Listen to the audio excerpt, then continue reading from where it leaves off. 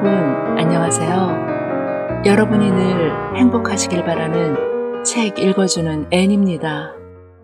오늘 소개해드릴 작품은 일송북에서 출간하고 김순지님이 번역하신 안톤 파블로비치 체호프의 사랑에 대하여입니다.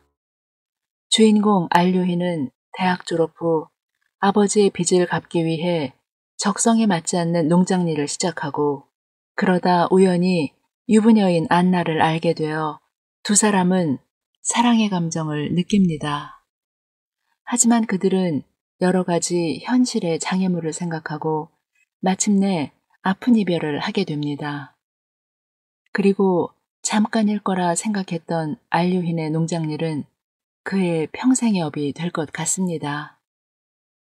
본문에서 알류힌은 선량하다고 했습니다. 그래서 불행하다고 생각하면서도 아버지의 빚을 갚기 위해 원치 않는 농장일을 계속했고 효율적이지 않다 생각하면서도 하인들을 내보내지 못했으며 안나와는 서로 간절히 사랑했으나 용기 내지 못했습니다. 마지막 부분에서 작가는 우리의 사랑을 방해했던 모든 것은 실로 아무 의미가 없는 것이었으며 거짓된 것이다 라고 했습니다. 다른 모든 사람들을 배려하느라 정작 자신과 자신의 인생에 충실하지 못한 알류히는 누구에게 선량한 사람이었을까요?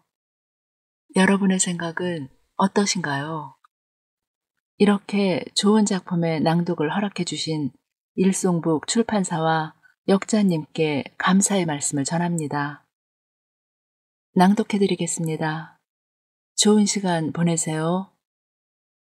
여러분의 구독, 좋아요, 댓글은 제게 큰 힘이 됩니다. 사랑에 대하여 안톤 체호프. 다음날 아침 식탁에는 맛있는 만두와 새우 그리고 양고기가 나왔다. 아침을 먹고 있는데 요리사 니카노르가 점심에 무엇을 먹고 싶은지 손님들한테 물어보려고 2층으로 올라왔다. 이 남자는 중키에 얼굴이 포동포동하고 눈이 작았다. 그리고 어찌나 깨끗이 면도를 했는지 이 남자의 코밑은 면도를 한 게 아니라 수염을 하나하나 뽑아버린 것처럼 매끈해 보였다. 같이 아침을 먹고 있던 알료히는 예쁘게 생긴 펠라게아가 이 요리사에게 푹 빠졌다고 말해주었다. 사실 저 사내는 술 주정뱅이에다 성격이 못돼 먹어서 결혼을 하고 싶지는 않았지만 두 사람은 동거 중이라고 했다. 근데 독실한 기독교 신자인 저 사내에게는 결혼도 안 하고 여자와 같이 산다는 것이 그의 종교적 신념에 비추어 있을 수 없는 일이란 게 문제였다. 그래서 같이 살려면 정식으로 결혼을 해야지 이런 식으로는 더 이상 살 수 없다고 말하면서 술에 취했다면 펠라게아에게 욕설을 퍼붓고 심지어 손찌검하는 것을 본 적이 있다고 한다. 그가 술에 취해 고주망태가 되면 펠라게아가 2층으로 올라와 울음을 터뜨리고 나는데 그때마다 알료힌과 다른 하인들은 집 밖으로 나갈 생각조차 하지 못한다고 한다. 무슨 일이 생기면 그녀를 보호해 주어야 했기 때문에. 두 사람에 대한 이야기를 듣던 사람들은 사랑에 대해 말하기 시작했다. 사랑은 어떻게 해서 생기는 걸까요? 알료힌이 말을 꺼냈다. 어째서 펠라게아가 자신의 마음을 이해해주고 예쁜 외모에 걸맞은 잘생긴 사람을 사랑하지 않고 하필이면 제멋대로 생겨먹은 니카노르, 여기서는 모두 그를 얼굴이 무기라고 부른다. 니카노르한테 반했을까요? 두 사람을 보면 사랑에 있어서 개인의 행복은 별로 중요한 문제가 아닌 것 같아요. 그 정확한 답을 얘기할 수 있는 사람도 이 세상에는 없는 것 같고요. 그래서 사람들은 자기 마음대로 해석하고 이해하나 봅니다. 사랑에 대한 얘기들이 이 세상에 얼마나 많아요. 그런 수많은 말들 중에 그나마 가장 믿을 수 있는 건 단 하나. 사랑은 위대한 신비라는 거. 이 말 빼고는 사람들이 사랑에 대해서 말하고 쓴 것 전부 사랑에 대해 물음표만 더할 뿐 사랑이 무엇인지는 정말 모르겠어요. 그래서 사랑이라는 문제가 여전히 미해결로 남아있나 봅니다. 어떤 특정한 경우에 어떤 설명이 잘 들어맞는다 하더라도 그 설명을 다른 많은 경우에 적용시켜보면 금세 어긋나 버리고 맙니다. 그래서 저는 사랑에는 공통분모가 없다. 하나하나의 사랑이 그 자체로 소중할 뿐이다 라고 생각합니다. 의사들이 병자 한 사람 한 사람에게 최선을 다하듯이 말이죠. 정말 그런 것 같군요. 프루킨이 동의를 표했다. 우리 교양이 있는 러시아인들은 이런 종류의 미해결 문제에 집착하는 경향이 있는 것 같습니다. 흔히 사람들은 사랑이란 아름다운 것이며 장밋빛 미래라고 노래합니다만 우리 러시아인들은 사랑이란 운명이다 라고 말합니다. 그러고는 운명 가운데 가장 고통스러운 것을 택하지요. 제가 모스크바에서 대학 다닐 때 저는 한동안 아름다운 여인과 함께 생활한 적이 있습니다. 제가 그녀를 껴안을 때마다 그녀는 이 남자는 한 달에 돈을 얼마나 갖다 줄까? 쇠고기는 지금 한 근에 얼마나 할까? 하는 것만 머릿속에 떠올렸습니다. 우리들도 그녀와 별반 다를 게 없다고 생각합니다. 누구를 사랑하게 되면 이 사랑은 과연 떳떳한 것일까 아닐까? 현명한 일일까 어리석은 일일까? 이 사랑의 끝에는 무엇이 있을까? 등등 우리는 사랑하는 동안에도 쉴 새 없이 문제를 만들어냅니다. 이것이 좋은 일인지 그렇지 않은지는 알 수가 없는데도 말입니다. 이런 생각들은 사랑의 회방을 놓고 신경을 분산시키기만 할 뿐 사랑에 어떤 기쁨도 어떤 도움도 주지 않는다는 것만은 분명합니다. 알료히는 분명 무언가 말하고 싶어하는 것 같았다. 홀로 된 삶을 살아가는 사람들에게는 무엇인가가 항상 머릿속에 떠오르게 마련이고 기회가 주어지면 다른 이에게 그것을 털어놓고 싶어하는 법이다. 도시의 독신자들은 오직 남에게 이야기하고 싶다는 일념 하나로 일부러 목욕탕이나 식당을 찾곤 하는데 만약 적당한 말 상대를 찾지 못하면 그때는 목욕탕 주인이나 식당 종업원을 붙잡고 귀가 솔깃한 이야기를 쏟아낸다. 그러나 시골에 사는 독신자들에게 자신의 속내를 드러낼 수 있는 유일한 통로는 자기를 찾아온 손님들밖에 없다. 지금처럼 창밖에 비를 잔뜩 머금은 회색빛 하늘이 무겁게 내려앉아 있고 빗물에 젖은 잎사귀가 숨죽이고 있는 날씨에는 그저 집안에 들어앉아 이야기하거나 듣는 일 외에는 아무것도 할 일이 없는 것이다. 제가 소피노에 살면서 영지를 경영하기 시작한 것은 꽤 오래전의 일입니다. 예상대로 알료히는 이야기를 하기 시작했다. 대학을 졸업하고 줄곧 여기서 살았거든요. 이런 시절에 대학을 다녔다는 것만 보아도 저는 개미보다는 배짱이에 가깝고 타고난 성품도 연구실에 틀어박혀 있는 편이 어울리지만 졸업을 하고 난 다음 이곳에 왔을 때 아버지는 많은 빚에 쪼들리고 계셨어요.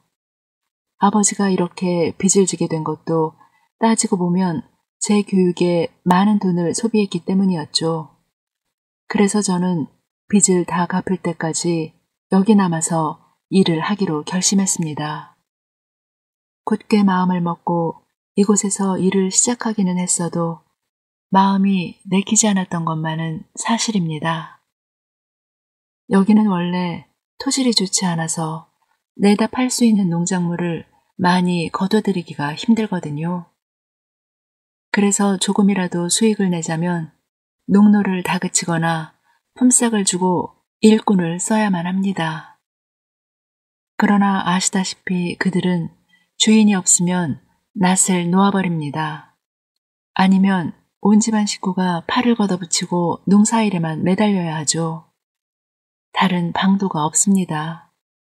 그런데 그때 저는 그런 세세한 부분까지 살필 여력이 없었습니다. 단 한 평의 땅도 눌리지 않으려고 마을을 샅샅이 뒤져서 힘쓸 수 있는 사람이면 여자, 노인 안 가리고 전부 다 들녘으로 내몰았습니다. 그야말로 악착스레 일을 했지요. 저 자신도 밭을 갈고 씨를 뿌리고 풀을 뱄습니다. 그런데도 저는 농사일에 아무런 흥미를 느끼지 못하고 자주 이맛살을 찌푸렸습니다. 금세 지치고 온몸이 쑤셔오고 걸으면서 졸기 일쑤였습니다. 처음에 저는 솔직히 농사일을 우습게 알았습니다. 이미 몸에 배어있던 문화생활과 지금 하고 있는 힘든 노동을 잘 조화시킬 수 있을 줄로 믿었습니다.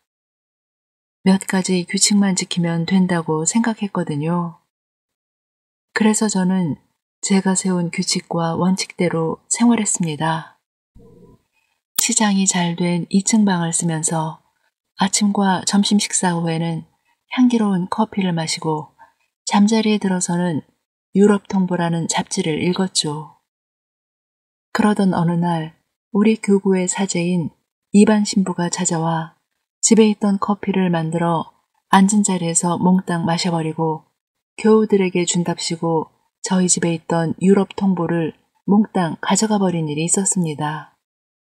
왜냐하면 여름, 특히 풀베기철에는 눈코 뜰 새 없이 바쁘고 힘들어서 제가 2층 침실까지는 가지 못하고 헛간에 놔둔 썰매 위나 숲속 운막 같은 곳에서 잠들기 일쑤였으니까요. 그런 형편이고 보니 책을 읽는다는 것이 어디 있을 수나 있는 일입니까? 2층 저만의 공간은 며칠 사이에 아래층으로, 나중에는 식사도 아예 부엌에서 해치우게 되었어요. 호화롭게 시작한 처음의 전원 생활은 완전히 딴판으로 달라져 버렸습니다. 달라지지 않은 것은 여전히 많은 하인을 거느리고 있다는 것뿐이었지요. 하인들은 모두 아버지 때부터 저희 집에 있던 사람들이어서 그들을 내보낸다는 것이 제게는 가슴 아픈 일이었거든요. 처음 몇 해 동안 저는 이 지방 명예 치안판사로 선출되었습니다. 이따금 시내에 나가 판사회의나 지방재판소 회의에 참석해야 했는데 그 일은 제게 기분 전환으로 그만이었습니다. 특히 겨울철에는 3개월씩이나 꼼짝없이 집구석에 틀어박혀 있으면 결국에 가서는 검은 제복이 그리워지기 시작합니다. 그런데 지방재판소에는 제복을 입은 사람, 양복을 차려입은 사람, 또 연미복을 입은 사람도 있습니다. 모두 다 훌륭한 교육을 받은 법률가들이라 제법 말이 통합니다. 썰매 위에서 자고 하인들과 같이 부엌에서 식사를 하다가 깨끗한 셔츠를 입고 가벼운 구두를 신고 가슴에 시계줄을 들이운 채 푹신한 의자에 앉는다는 것, 그것은 이루 말할 수 없는 기쁨입니다. 시내에서는 모두들 저를 기쁘게 맞아주었습니다. 그래서 저는 기꺼이 그들과 사귀게 되었지요. 그런데 안면을 튼 사람들 중에 제게 가장 소중했고 저를 기쁘게 해주었던 사람은 지방재판소장의 보좌관 루가노비치라는 사람이었습니다. 여러분도 그를 잘 아시겠지요? 정말 좋은 사람입니다. 그를 알게 된 때는 그 유명한 방화 사건이 일어난 직후였습니다. 사건 심리가 이틀이나 계속되어 우리는 모두 지쳐 있었습니다. 그때 루가노비치가 저를 보고 이렇게 말했습니다. 저희 집에 가서 식사라도 하시죠. 그의 제의는 뜻밖이었습니다. 루가노비치와는 공식적인 일로 몇 번 만났을 뿐 인연은 거의 없었고 더구나 그의 집은 방문한 적이 한 번도 없었기 때문입니다. 저는 잠깐 여관에 들러서 옷을 갈아입고 그의 집으로 식사를 하러 갔습니다. 거기서 로가노비치의 아내인 안나 알렉세이브나를 만나게 되었습니다. 그때 그녀는 22살도 채 되지 않은 아주 젊은 여인이었습니다. 반년 전에 첫 아이를 낳았다고 하더군요. 지금 생각해보면 너무 오래전의 일이라서 그녀만이 가진 독특한 매력이 무엇이었는지, 제가 그녀의 어떤 점에 그렇게 끌렸는지 분명하게 말할 수도 없습니다. 하지만 식사를 하던 그때의 제겐 그 모든 것이 너무나 선명했습니다. 그때까지 한 번도 만난 적이 없는 젊고 아름답고 선량하고 지적이며 매력적인 여인을 그곳에서 보았던 겁니다. 그녀를 보자마자 저는 옛날부터 잘 아는 친근한 사이처럼 느꼈습니다. 그 얼굴, 상냥하고 영리한 눈을 언젠가 어린 시절에 어머니의 장롱 위에 있던 앨범 속에서 본 일이 있는 듯한 기분이 들었던 것이죠. 방화 사건의 피고는 4명의 유대인이었는데 판사들은 그들이 함께 모의해서 방화한 것으로 단정지었습니다. 하지만 제가 보기에 전혀 근거가 없었습니다. 식사를 하는 동안 저는 너무나 흥분해서 평정을 유지하기가 어려웠습니다. 그때 제가 무슨 말을 했는지 지금은 잊어버렸지만 안나가 고개를 가로저으며 남편에게 이렇게 말한 것만은 기억합니다. 드미트리, 어떻게 해서 그런 일이 일어났을까요? 로가노비치는 바탕이 선량한 사람입니다. 그는 누구든 일단 재판을 받게 되면 그것은 벌써 그 사람에게 죄가 있다는 증거이며 판결의 정당성에 대해 의혹을 표명하는 것은 합법적인 절차를 거친 서면으로서만 가능한 일이어서 식탁에서나 사적인 자리에서는 절대로 안 된다는 의견을 끝까지 고수하는 사람이었습니다. 그때 루가노비치는 부드러운 어조로 이렇게 말했습니다. 당신이나 나는 방화를 한 일이 없지 않소. 루가노비치와 안나는 제가 마음 놓고 편안하게 식사를 할 수 있도록 배려해 주었습니다. 저는 둘이 함께 커피물을 올린다거나 눈빛만으로도 서로의 마음을 이해하는 모습을 보며 두 사람의 가정생활이 원만하다는 것을, 또 제가 방문한 것에 기뻐한다는 것을 알 수 있었습니다. 식사가 끝난 다음에는 부부가 함께 피아노를 쳤습니다. 그리고 밖이 어두워지자 저는 여관으로 돌아왔습니다. 봄이 막 시작될 무렵의 일이었는데 그 후 저는 여름 내 소피노에만 틀어박혀 시내 쪽으로는 눈길 한번 주지 않았지요. 그렇지만 그 아름다운 금발 여인에 대한 기억만은 내 안에 고스란히 남아있었습니다. 그녀의 부드러운 영상이 내 영혼 속에 단단히 자리를 잡았던 거죠. 저를 항상 따라다니는 그림자처럼 말이에요. 늦가을 시내에서 자선 공연이 열렸습니다. 무대를 정비하기 위해 잠시 휴식 시간이 주어졌을 때 심부름꾼이 제게 다가와 현 지사가 앉아있는 특별석으로 와주시면 좋겠다는 말을 전했습니다. 그곳에서 저는 지사 부인과 안나가 나란히 앉아있는 모습을 보았습니다. 그러자 부드럽고 상냥한 두 눈이 빚어내는 감동과 아름다움이 만들어내는 충격이 다시금 제 가슴속으로 밀려들었습니다. 그리고 예전처럼 그윽한 친근감이 솟아났습니다. 저는 그녀와 잠시 동안 나란히 앉아있다가 밖으로 나와 함께 복도를 거닐었습니다. 그때 그녀가 제게 말했죠. 좀 여위신 것 같아요. 건강이 안 좋으셨나 봐요. 네, 비 오는 날 이불을 안 덮고 잠이 들어 감기에 걸렸거든요. 기운이 없어 보여요. 지난 봄 저희 집에 식사하러 오셨을 땐 좀 더 젊고 생기 있게 보이셨는데 그때 맑은 목소리로 여러 가지 말씀을 해주셔서 정말 재미있는 분이라 생각했거든요. 솔직히 말씀드리자면 전 당신이 마음에 들었어요. 웬일인지 여름 동안 당신이 자주 떠오르고는 했답니다. 그래서 오늘도 집에서 나올 때 어쩌면 만나 뵙게 될지도 모른다는 예감이 들었어요. 이렇게 말하고 그녀는 환한 웃음을 터뜨리더니 그렇지만 오늘은 기운이 없어 보이세요. 라며 같은 말을 되풀이했습니다. 그러고는 그래서 그런지 나이도 들어 보이고요. 다음날 저는 루가노비치의 집에서 아침을 먹었습니다. 아침 식사가 끝난 다음에 그들 부부는 별장으로 갔습니다. 겨울을 보낼 준비를 한다나요? 저도 따라갔지요. 그러고는 그들과 다시 시내로 돌아와 깊은 밤 조용한 분위기 속에서 차를 마셨습니다. 벽난로는 빨갛게 타오르고 안나는 딸아이가 잘 자고 있는지 살피러 몇 번이나 자리를 뜨곤 했고요. 편안한 밤이었어요. 그 일이 있고 난 후에도 저는 시내에 갈 때마다 어김없이 루가노비치 집을 방문했습니다. 두 사람은 저를 잘 이해해 주었고 저도 허물없는 태도로 그들을 대하게 되었지요. 그래서 한 집안 식구처럼 예고 없이 찾아가고는 했습니다.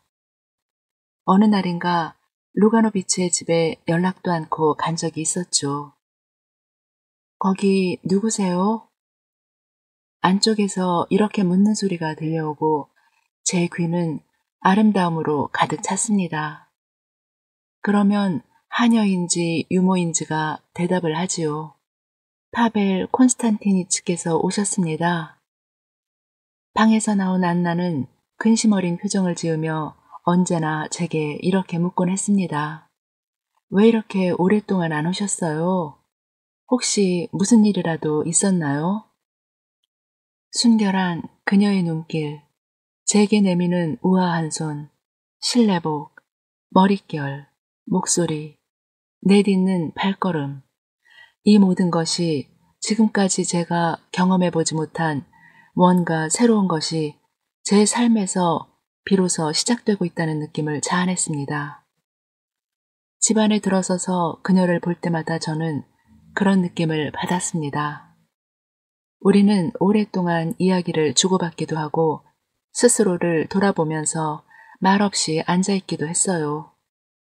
그리고 그녀는 나를 위해 피아노를 연주하기도 했습니다. 저는 집에 그들 부부가 없을 때도 그냥 안으로 들어가 그들이 돌아오기를 기다리며 유모와 이야기를 하는가 하면 아이와 놀아주기도 하고 서재에 있던 소파에 누워 신문을 읽기도 했습니다. 그러다 안나가 돌아오면 그녀를 맞으러 현관까지 달려나가서 사온 물건 꾸러미를 받아들고는 마치 어린아이처럼 얼굴 가득 미소를 띠며 그녀가 사온 물건들을 집 안으로 들여오지요. 여러분, 혹시 아세요? 아무 할 일이 없으면 여자는 돼지 새끼를 사들인다 라는 속담을 말이에요. 루가노비치 부부도 너무나 한가한 나날을 보내고 있어서 저와 가까이 사귀게 되었던 겁니다. 제가 오랫동안 시내에 나가지 않으면 그들은 제가 아프진 않나, 혹시 무슨 일이라도 생긴 것은 아닌가 하고 몹시 걱정합니다. 또한 그들은 고등교육을 받고 여러 외국어를 구사할 줄 아는 제가 학문이나 문학에 뛰어들지 않고 다람쥐 쳇바퀴 도는 듯한 시골 생활에 몸을 묻고는 죽어라 일을 하면서도 언제나 돈에 쪼들리는 모습을 안타까워했습니다. 그들은 제가 재미있는 말을 꺼내고 음식을 맛있게 먹는 것은 제 자신의 고통을 감추려는 몸짓으로 여겼습니다. 심지어 참된 즐거움에 빠져 있을 때조차 저를 애처로운 눈빛으로 바라보는 그들의 시선을 저는 느낄 수 있었습니다. 빚 독촉을 받거나 정기 이자를 지불해야 하지만 돈이 부족해서 힘들어할 때 그들은 정말 저를 따뜻하게 감싸 안아 주었습니다. 그럴 때면 부부는 창가로 가서 무언가 소곤소곤 얘기를 나누고 루가노비치가 제게 다가와 진지한 표정으로 이렇게 말하곤 했지요. 파벨, 지금 자네가 돈에 쪼들리고 있다면 사양하지 말고 우리의 돈을 받아주게. 필요하다면 우리 돈을 써도 좋네. 우리 두 사람이 함께 간청하는 것이니 사양하지 말게. 이 말을 하고 나서 루가노비치는 두 귀가 다 빨개졌답니다. 또 이런 일도 있었습니다. 역시 창가에서 두 사람이 한참 동안 소곤거린 다음 또 두 귀가 빨개진 채로 루가노비치가 제게 다가와 이렇게 말하는 겁니다. 이건 나와 아내가 특별히 간청하는 것이니 이 선물을 꼭 받아주게나. 그러고는 예쁜 단추, 담배 케이스나 손전 등을 선물하고는 했습니다. 그러면 저는 그에 대한 답례로 마을에서 사냥한 새나 버터, 꽃 등을 내놓았습니다. 말이 나왔으니 말인데 부부는 둘 다 상당한 재산을 가지고 있었습니다. 처음 얼마 동안 저는 남의 돈을 자주 빌려 쓰곤 했습니다. 빌려주겠다는 사람이 있으면 누구의 돈이든 가리지 않고 얻어 썼습니다. 그러나 아무리 급해도 루가노비치 부부에게는 그럴 수 없었지요. 하지만 지금에 와서 이런 얘기를 하면 뭐 하겠습니까? 저는 불행했습니다.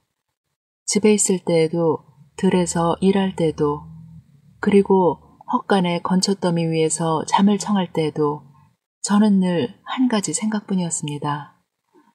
왜 이처럼 젊고 아름답고 지적인 여인이 노인이나 다름없는 무미건조한 남자, 그녀의 남편은 그때 40이 훨씬 넘었습니다.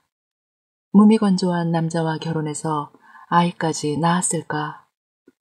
식상한 생각으로 모든 것을 판단하고 재단하는 사람, 재미라고는 눈꽃만큼도 찾아볼 수 없는 고집 세고 단순한 사람, 무도회나 저녁 모임에 나가서도 높은 사람 곁에만 붙어선 채 마치 시장에 팔려나온 소처럼 공손하고 무표정한 표정을 짓고 있는 이 사람은 대체 무슨 근거로 자기에겐 행복할 권리가 있으며 그녀에겐 아이를 낳을 권리가 있다고 확신하는 것일까?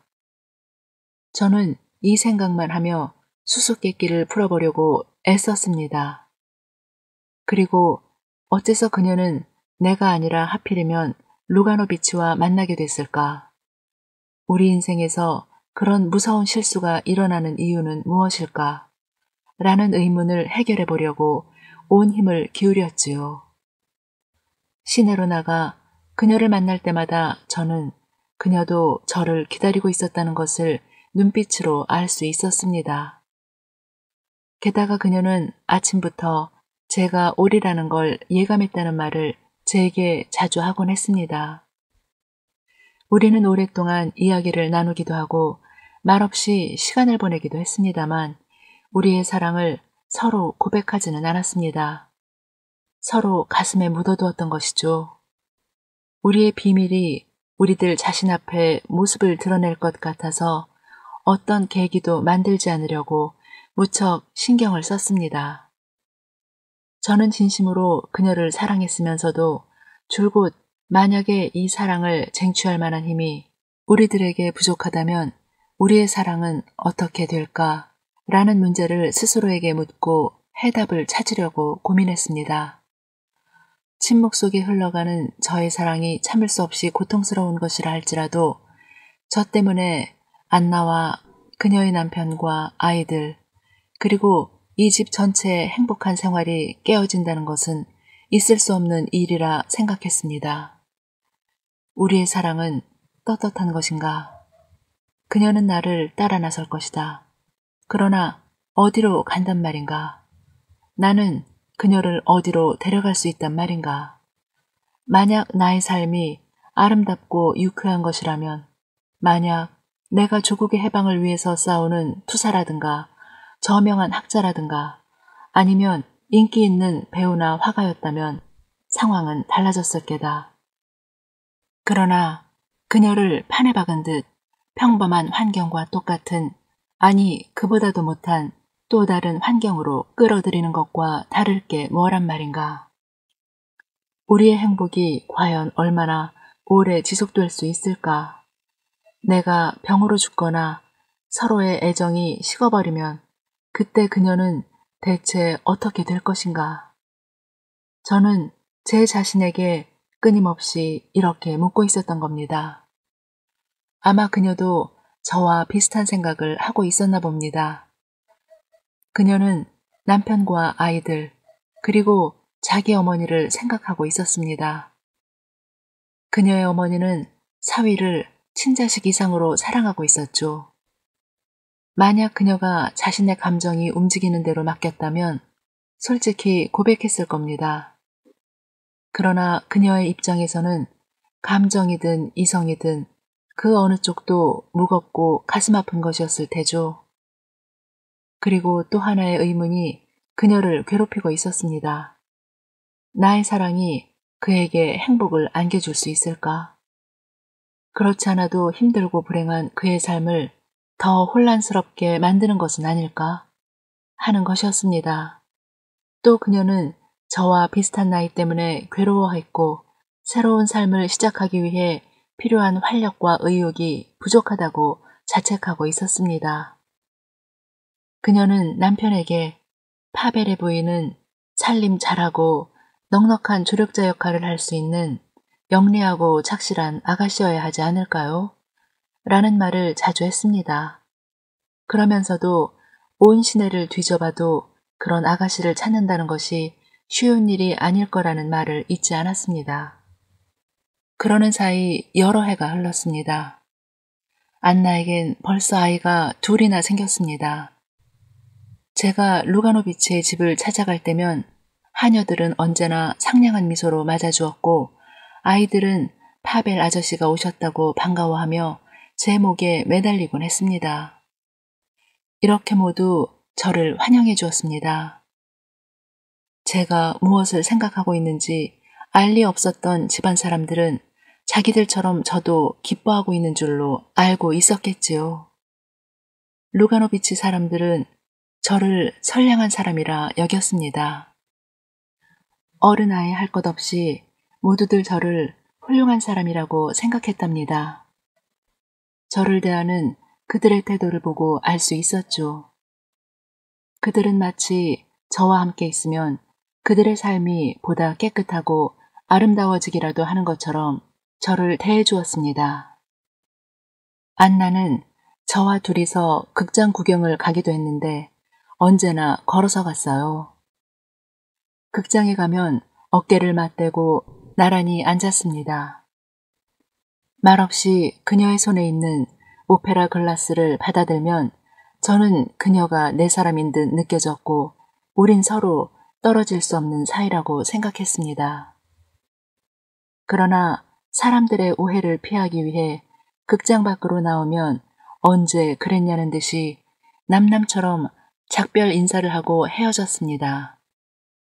그렇지만 시내에서 우리를 아는 사람들은 이러쿵 저러쿵 말이 많았습니다만 모두 헛소리였지요. 마지막 몇 해 동안 안나는 전보다 훨씬 더 자주 친정어머니와 자기 언니의 집을 방문하기 시작했습니다. 그 무렵부터인가 그녀는 자주 짜증을 부렸습니다. 지금까지 헛되이 일생을 망쳐버리고 아무 기쁨 없이 살았다는 걸 느꼈다고 했습니다. 그리고 그녀는 신경쇠약 때문에 치료를 받고 있다고 했습니다. 우리는 아무 말 없이 침묵을 지키곤 했습니다. 그러다가 다른 사람이 있는 자리에선 저한테 이상한 반감을 표시하기도 했습니다. 제가 무슨 말을 꺼내기만 하면 번번이 제 말에 반대했고 무슨 토론이 벌어질라 치면 반드시 저와 논쟁을 벌이는 사람의 편을 들었습니다. 그리고 제가 무엇을 떨어뜨리거나 하면 그녀는 냉담하게 이렇게 말했습니다. 그거 참 잘 됐군요. 함께 극장에 갈 때 제가 오페라 글라스를 잊어먹고 안 가져가면 나중에 그녀는 꼭 이렇게 말했습니다. 저는 당신이 잊고 안 가져오실 거라는 걸 이미 알고 있었어요. 우리 인생살이나 모든 것에 끝이 있다는 게 다행인지 불행인지 우리에게도 이별의 시간이 다가왔습니다. 루가노비치가 서부 러시아의 어느 도시의 재판소장으로 임명되었습니다. 가구와 말 그리고 별장도 모두 팔아야 했지요. 루가노비치 사람들은 별장에 갔다가 돌아올 때 초록빛 지붕과 정원을 마지막으로 다시 한번 돌아보고는 모두들 서글퍼했습니다. 그리고 저는 별장만이 아니라 이제는 그녀와도 이별을 해야 할 때가 온 것을 깨달았습니다. 그해 8월 말 안나는 의사가 추천해준 크림 지역으로 요양을 하러 먼저 떠나고 며칠 더 있다가 루가노비치가 아이들을 데리고 서부 러시아의 부임지로 떠나기로 일정을 정했습니다. 우리는 여럿이서 안나를 배웅하러 정거장까지 나갔습니다.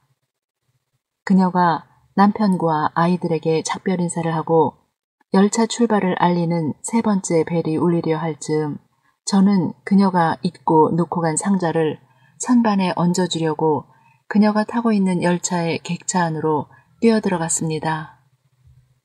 이젠 마지막 작별 인사를 해야 했습니다. 그러나 우리는 서로의 눈이 마주친 그 순간 마침내 자제력을 잃고 말았습니다. 저는 그녀를 가슴 가득 껴안았고 그녀는 제 가슴에 얼굴을 묻었습니다. 두 눈에서는 하염없이 눈물이 흘러내렸습니다. 눈물에 젖은 그녀의 얼굴이며 어깨며 손에 입을 맞추면서 아, 우리는 얼마나 불행한 사람들이었는지. 저는 가슴속 깊은 곳에 간직해온 사랑을 그녀에게 고백했습니다. 그리고 바로 그때 저는 정말 쓰라리게 우리의 사랑을 방해했던 모든 것은 실로 아무 의미가 없는 것이었으며 거짓된 것이다라는 것을 비로소 깨달았습니다. 사랑하는 사람들이여, 흔히들 생각하는 행복과 불행, 선과 악의 잣대로 당신들의 사랑을 판단하지 말라. 훨씬 더 중요하고 훨씬 더 고귀한 것으로 당신들 사랑의 높이를 재어보라. 그렇지 않다면 아예 판단하려 들지 말라. 제가 사랑에 대해 깨달은 것은 바로 이것이었습니다. 저는 마지막 키스를 하고 그녀의 손을 꼭 쥐었습니다. 그리고 우리는 헤어졌습니다. 영원히. 기차는 이미 출발에 달리고 있었습니다. 저는 안나와 헤어지고 옆칸으로 가 앉아서 거기는 아무도 없었습니다.